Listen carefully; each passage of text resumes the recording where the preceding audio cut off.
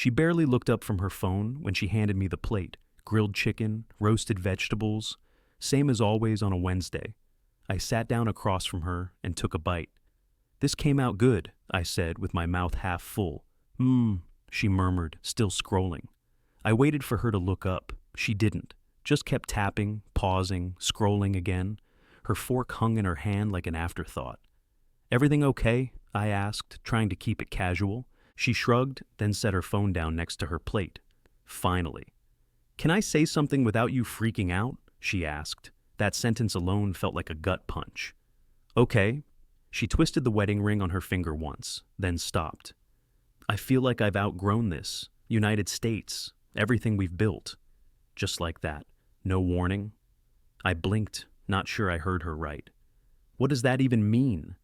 I don't know. I feel stuck, like I'm living a smaller version of the life I could be having. I look around and all I see is compromise, and I think maybe you're part of what's holding me back. I didn't say anything. Couldn't. My mind was already spiraling. Quick note. Before listening, share which city or country you're watching from.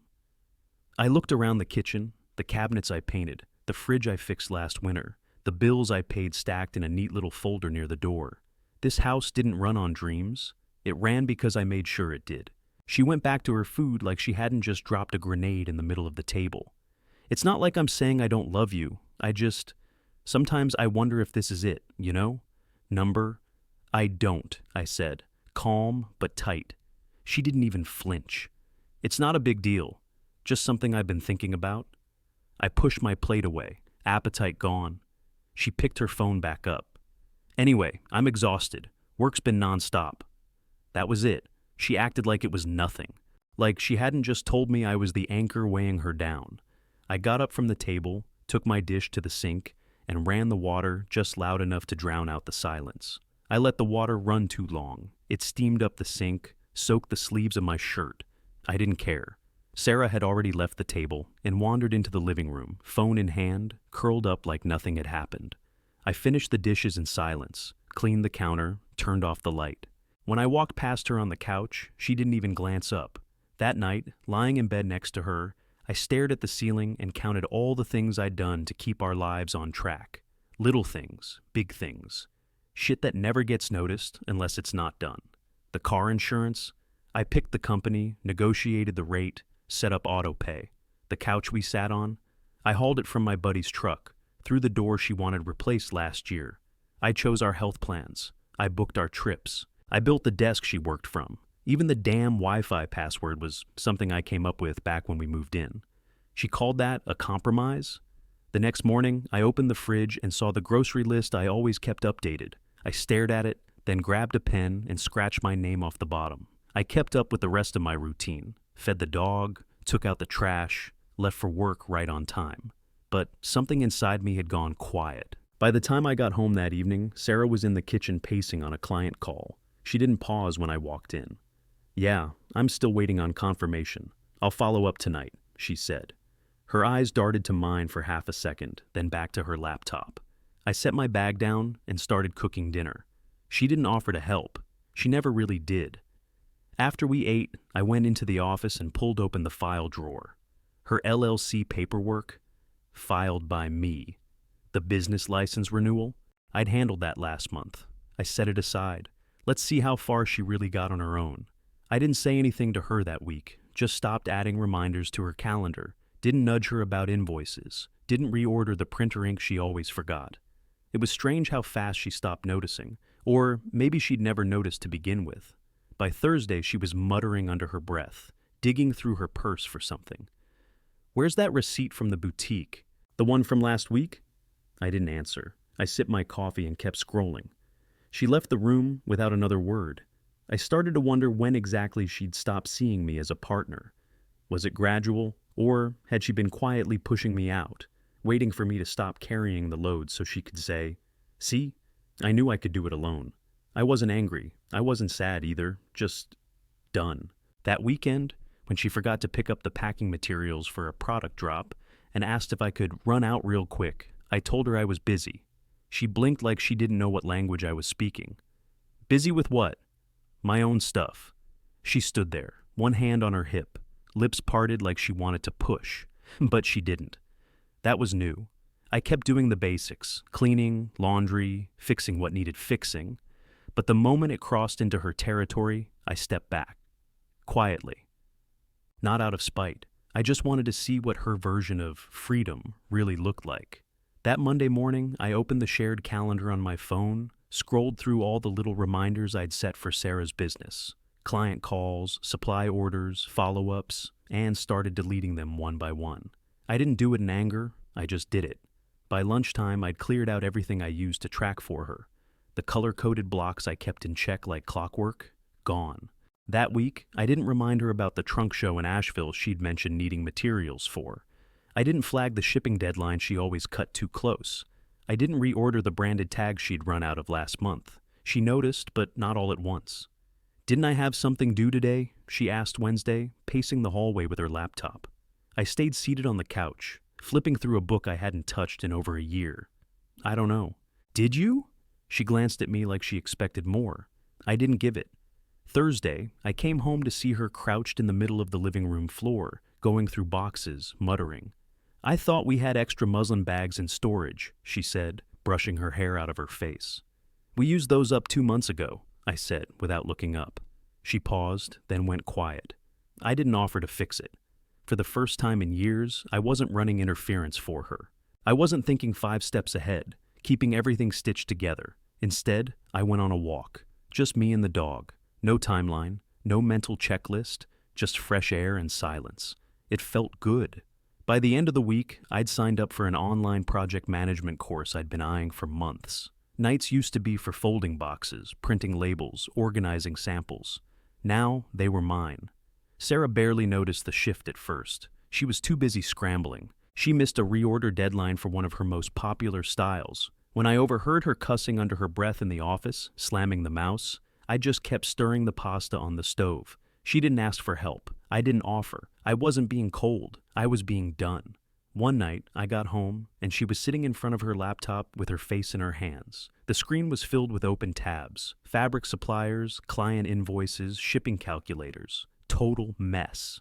She looked up like she might say something, then just shut the laptop. I grabbed a beer from the fridge and headed out to the porch. That became my routine. Dinner, dishes, porch, or walks, or coursework. I'd built my whole life around her business for years. Now, I was finally pulling the pieces back. The kitchen was a mess more often. Packages sat unopened by the door.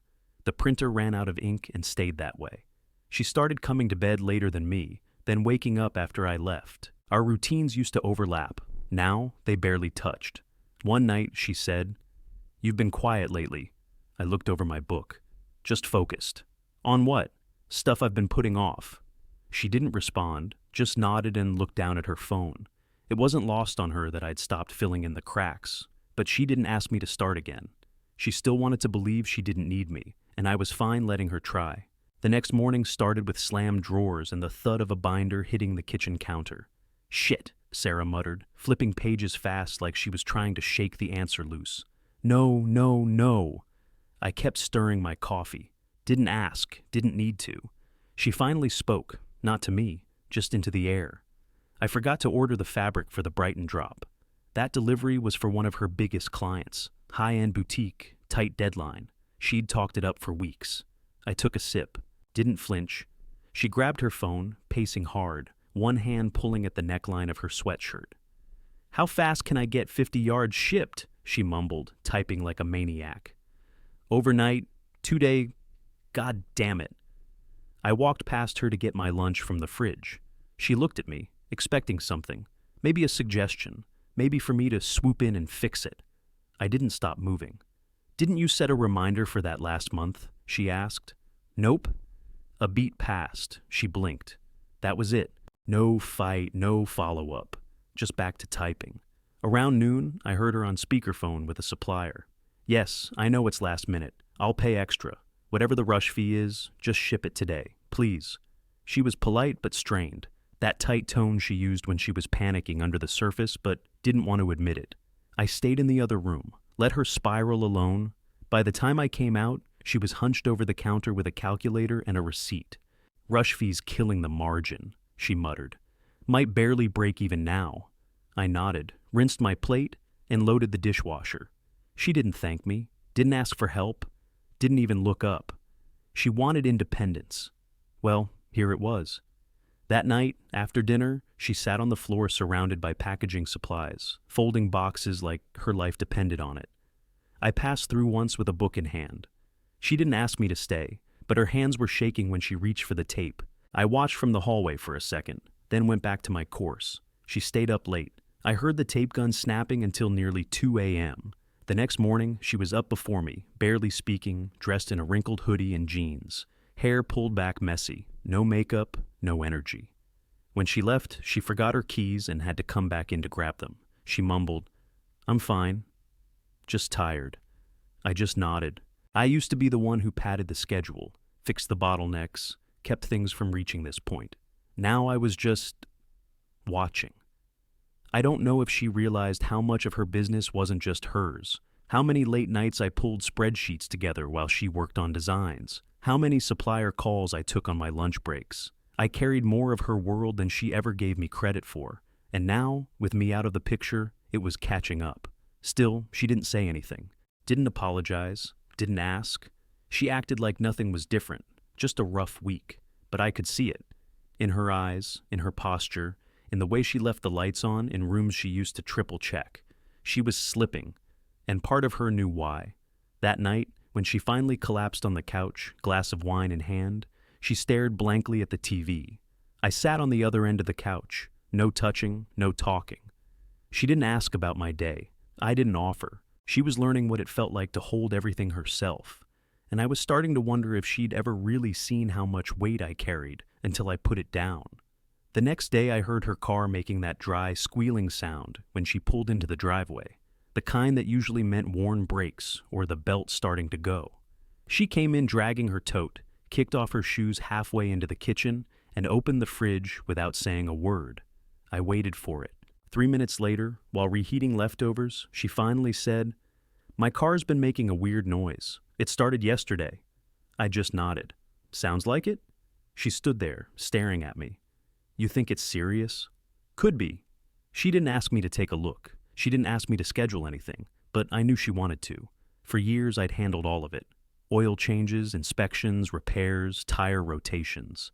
She'd barely touched a mechanic's number since we got married. This time, I let the silence hang. She poked at her food, barely eating, then left the container on the counter and disappeared upstairs. The next morning, I watched from the porch as she turned the key and flinched at the screech again. She sat there longer than usual before backing out. That night, I found a business card from the local shop on the kitchen table. No note, just the card. By Friday, she'd scheduled the appointment herself. She dropped the car off and took an Uber home. "Did they say what's wrong?" I asked, casual. "Brake pads, something else with the serpentine belt. I don't know. They're fixing it." She didn't sound confident, just irritated. But she didn't ask me to step in. I went back to reviewing modules for my certification course. My final was coming up, and I was ahead of schedule for once. That weekend, she was tense, snapping at small things, dragging laundry out of the dryer too hard, slamming the cabinets just a little louder. I gave her space. Or maybe I gave myself space. She lingered around me more, like she was trying to find a way to reconnect, but couldn't bring herself to ask directly. Sunday evening, she came into the office while I was working. "Hey, the storage closet's a mess. I was thinking of reorganizing it." "Okay. Would you want to help me tomorrow? Or, I've got calls after work. Can't." She paused. "Right. Okay." She left the door open behind her. Monday night, she made dinner without saying much. When she handed me the plate, her fingers lingered for half a second longer than usual. I took it and sat down at the table without comment. We ate in silence. The only sound was the dull clink of forks and the humming fridge. Afterward, she started loading the dishwasher, stopping halfway through. "I can't find the dishwasher tabs. Did you move them?" "Haven't touched them." "Oh." She opened a few more cabinets, then gave up and just shut it without finishing. It was small, but it said everything. She was used to me making the invisible stuff just happen. Now she had to look for things, fix things, plan ahead. And the cracks were showing. I spent that week diving deeper into the certification course, picked up a few new assignments at work, signed up for a weekend workshop out in Raleigh. For the first time in a long time, I was building something that didn't revolve around Sarah. She noticed, even if she didn't say it. I caught her watching me one night while I packed up my bag for the next day. She opened her mouth like she wanted to say something, then just walked away.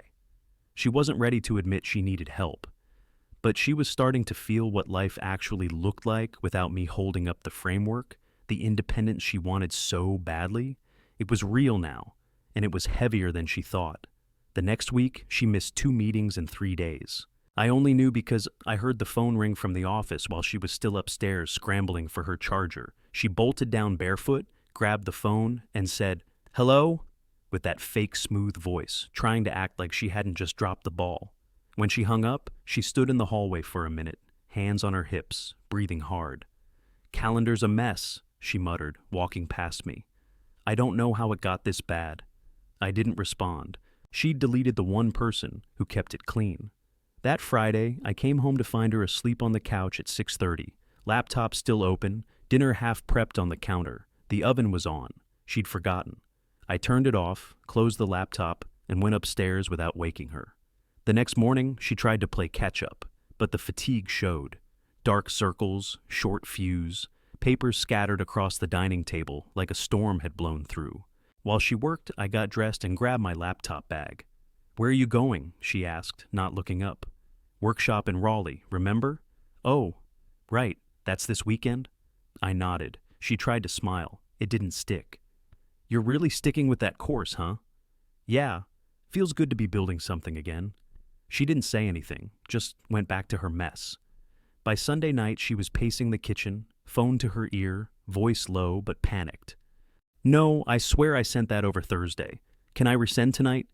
She clicked furiously, barely breathing. I walked behind her, poured myself a drink, and sat at the counter. She didn't even notice. Later, while we were both brushing our teeth, she said through the foam, "Do you think I should look into hiring someone to help? Part-time, maybe?" "Probably." She waited for more. I didn't give it. The silence stretched long enough to be awkward. "I mean, you always made it look easy," she added. I rinsed my mouth and walked out. That Wednesday, we had dinner with 2 couples we'd known since before she launched her brand. Just a low-key thing at a local bistro. Sarah showed up late, hair pinned up sloppy, makeup rushed. She slid into her seat and ordered a drink before even saying hi to anyone. Halfway through the meal, one of the wives, Jenna, leaned over and asked, "Girl, are you okay? You look like you haven't slept in a week." Sarah laughed too loud. "Oh, it's just been nuts lately. You know how it is." Jenna smiled politely. "Well, I remember when you two had it down to a science. You guys were like a machine. That one hit. I saw it land." Sarah went quiet, stared at her plate. I didn't say anything, just took a bite of steak and chewed slowly. Later, in the car, she was silent the whole way home. Once inside, she dropped her purse on the floor and leaned against the door. "I'm tired," she said. I nodded. "I know." She glanced over at me, like she was waiting for something else, a question, an invitation. But I'd given enough for years. Let her sit in it. She pushed off the door and headed to the kitchen, opening the fridge like maybe something inside would fix how overwhelmed she felt. I turned off the lights and walked up to bed. She stayed downstairs. I came downstairs the next morning, and the living room looked like a pop-up shop exploded. Garment racks, boxes of samples, name tags, folded brochures stacked in uneven piles. Sarah stood in the middle of it all, phone wedged between her shoulder and ear, waving a steamer over a wrinkled dress that probably shouldn't have been folded in the first place. "No, tablecloths weren't delivered yet. Yes, I confirmed yesterday. Okay, just call me when they're close," she snapped. She looked over at me like I was about to offer something. I didn't. Instead, I poured my coffee, stepped around the chaos, and sat down at the kitchen table. "This is the biggest event I've ever put together," she said, not even pretending to be casual. "Good for you." She blinked. Probably wasn't the response she expected.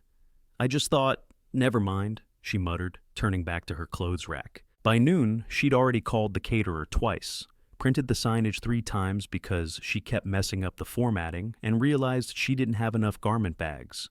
I stayed out of it. When she used to do these things, I was the one coordinating rides, tech setup, even fixing name tags when they came printed wrong. Now she was juggling all of it solo, and it showed. Around 3, she pulled her hair up. smudged makeup under her eyes, talking to herself while pacing with a clipboard. She passed me in the hallway. "You're coming tonight, right?" "I've got a project due. Gonna stay in." Her jaw tightened. "This is kind of a big deal." "I know. Still got stuff I've got to finish."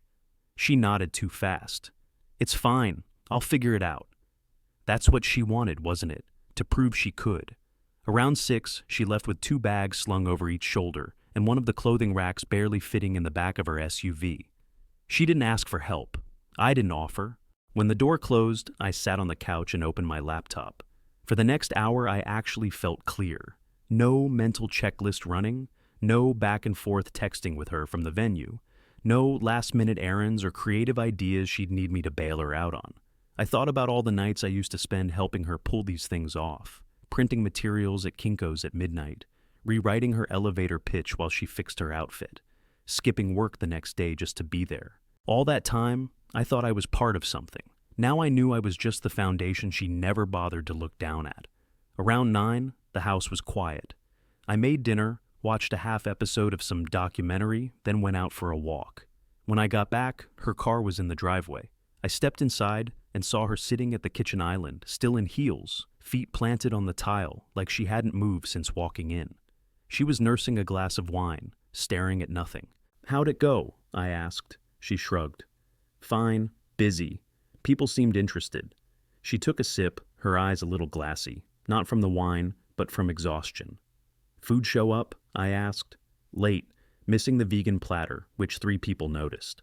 I nodded. She didn't blame me, didn't even imply it, but her silence felt loaded. The kind of silence that used to be filled by me stepping in. This time, I let it breathe. She swirled the wine in her glass. "I forgot to collect emails at the end. Meant to set up a QR code, but..." She trailed off. I leaned against the doorway, said nothing. After a few seconds, she stood, dumped what was left of the wine down the sink, and started cleaning up. No breakdown, no fight, just quiet, controlled failure. I went upstairs, sat on the edge of the bed, and realized I didn't feel guilty. I felt detached, like all the threads tying me to her success had finally snapped. And without those threads, I wasn't sure what was left. The next morning, I got up before her. The house was quiet, still smelled faintly like the cheap wine she dumped in the sink the night before. I made coffee, checked my email, sat down to finish the final module for my certification. Around 10:30, Sarah came barreling down the stairs. No makeup, hair half done, wearing the same clothes she tossed on the floor 3 days ago. "Why didn't you tell me I had a 10 a.m. today?" she snapped. I didn't even look up from my screen. "I don't check your calendar anymore." She froze. "You used to." "Yeah, I did." Her mouth opened like she had a comeback, but nothing came out. She paced the kitchen instead, muttering. "Unbelievable. I double-booked 2 clients, 2 big ones, and I missed them both." I kept typing. "I mean, how does that even happen?" I didn't answer. She finally stopped moving and turned to face me. "Can you please just help me figure this out? I'm drowning. I'm in the middle of something." I wouldn't ask if it wasn't serious. I closed my laptop slowly and looked up. "That's the thing, Sarah. Everything with you is always serious. Everything's urgent. Everything's a fire. And I'm the one who's supposed to fix it every single time." She blinked like she hadn't expected that. "I'm not trying to dump it on you," she said, voice quieter now. I thought I could do this, and I can't. Not like this. Not alone." I stood and grabbed my coffee. "You weren't doing it alone before? You just didn't notice how much I was doing." She followed me into the kitchen. "Okay, I get it now, all right? I took it for granted. You were handling more than I realized. I'm saying I see that now." I leaned against the counter. She looked smaller somehow, not just tired, worn down. "I need you back," she said. "Not just for the business, for me, for us." I stared at her for a second. "Back how?" She opened her mouth, then closed it again. "Because if you mean the way it was before, me behind the scenes, holding the pieces together while you chase the next big idea, I'm not going back to that." She dropped her arms to her sides. "I don't know. I just know I can't do this on my own anymore." "I'm not saying I don't care," I said, "but I spent years cleaning up behind you, being the quiet one who held it all together. And the minute I stopped, everything started to fall apart." That says something. Her voice cracked. So what, you're just done? No, I said, calm. I'm just not your safety net anymore. Not unless we're actually in this together. She stepped back like I'd shoved her. I thought we were, she said. I thought we always were. You thought I was a given, that I'd always be there, no matter how much weight you threw at me. She sank into a chair at the table, rubbed her eyes hard with both hands. I feel like I ruined this. I didn't say anything. After a long pause, she looked up. Are we okay? I sat down across from her. I don't know. Not right now. Tears welled up, but she didn't cry. She just nodded, biting her lip like she was trying to hold herself together. I'm tired of fixing everything, I said, and I'm tired of being invisible until something breaks. She didn't argue. The silence stretched again, but this time it felt like acknowledgement, not avoidance. A quiet truce, maybe. Not peace, not forgiveness, just truth. We sat there for a while. No one moved, just the hum of the fridge and the sound of her breathing, slow and heavy. I didn't feel angry anymore, just tired, the kind of tired that doesn't go away with sleep. She finally spoke. I miss you. I looked at her. Do you miss me, or do you miss what I did for you? She didn't answer right away. I miss having you here, she said. I miss knowing you had my back. I nodded. But you didn't respect it, not when it counted. She swallowed hard. I thought I was being independent. I thought that's what I needed. You wanted freedom, I said. You got it. I didn't know it would feel like this. I leaned back in the chair. I can't go back to being your backup plan. I won't. She nodded slowly. So what now? I need space, I said. Real space. I already found a short-term lease across town. I'm moving out at the end of the week. Her face didn't change. Just a slight shift in her eyes, like she'd been expecting it, but hoping I wouldn't say it. Is this permanent? I don't know yet. I just know I need time to figure out who I am outside of being your support system. She exhaled sharply through her nose, trying not to cry.